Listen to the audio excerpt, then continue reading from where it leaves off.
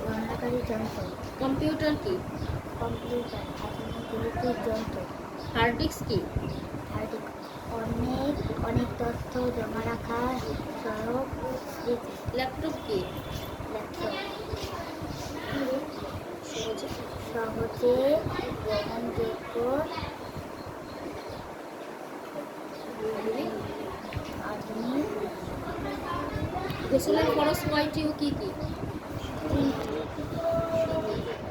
গুলি করা, নাকে নরম স্থানে পানি দেওয়া।